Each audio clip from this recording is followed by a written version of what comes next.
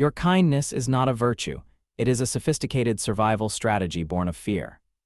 You call yourself a people pleaser because it sounds noble. Clinical psychology calls it a pathological lack of self-identity.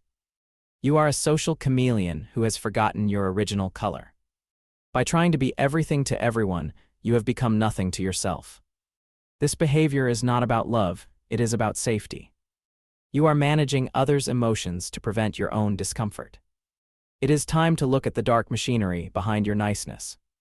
Chapter 1: The Fawn Response in Biological Cowardice. Most people know the fight-or-flight response. You possess the third, more insidious response: fawning. Fawning is the act of appeasing a threat to avoid conflict.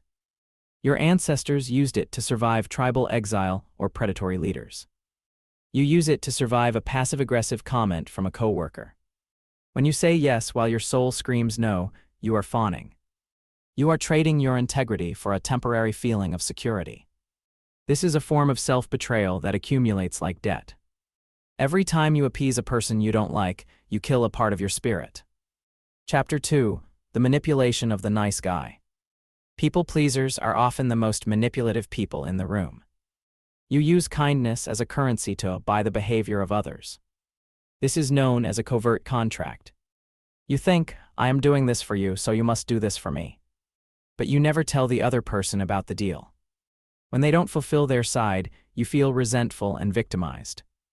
Your generosity is actually a trap designed to create obligation. You aren't giving, you are investing and expecting a specific return. Real kindness expects nothing, your kindness expects a psychological paycheck. Chapter 3: The Erosion of the Boundaries. A person without boundaries is a house without walls. You allow anyone to enter your mental and emotional space. You do this because you believe that boundaries are mean.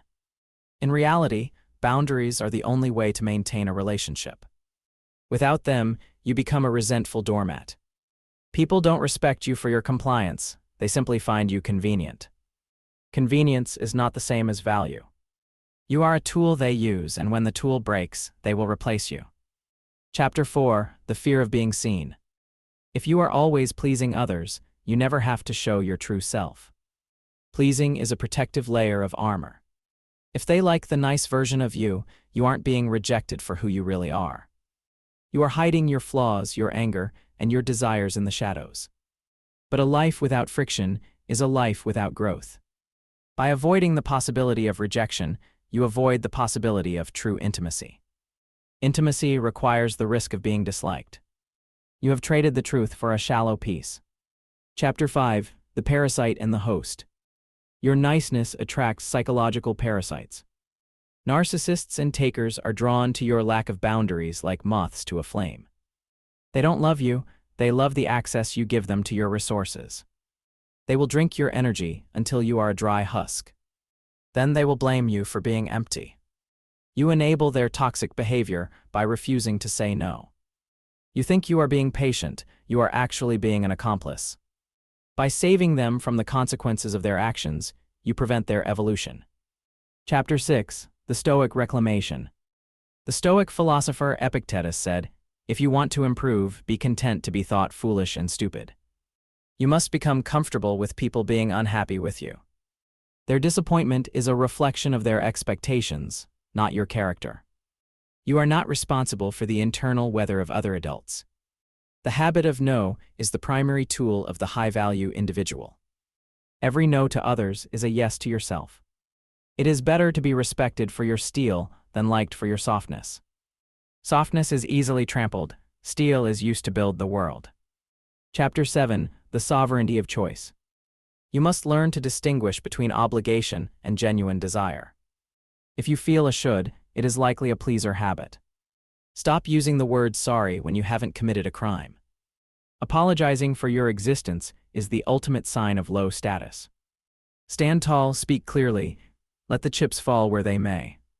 The people who leave when you set boundaries were never your friends. The people who stay are the ones who value the real you. You will find that your circle gets smaller, but the air gets much clearer. Chapter 8: The Death of the Avatar. You must kill the version of you that lives for the approval of others. It is a painful death, but it is the only way to be born. This involves disappointing people on purpose to test your own resolve. You will feel a physical wave of anxiety the first few times. Sit with that anxiety, do not run from it. It is the sound of your old shackles breaking. Eventually, you will realize that the disapproval of others cannot kill you. In fact, it is often a sign that you are finally doing something right. Conclusion: the power of authenticity. Honesty is the most efficient way to navigate the world. It filters out the takers and attracts the builders. When you are honest about your needs, you save everyone time. Stop being a mirror for others and start being a light for yourself. Pleasing is a prison. Truth is the key. You are not born to be an extra in someone else's movie.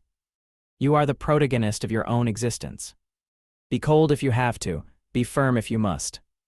But never again be nice at the expense of your soul. The world doesn't need more people pleasers. It needs more people who are brave enough to be disliked. Sovereignty is the ultimate victory. Own your space. Own your no. Own your life.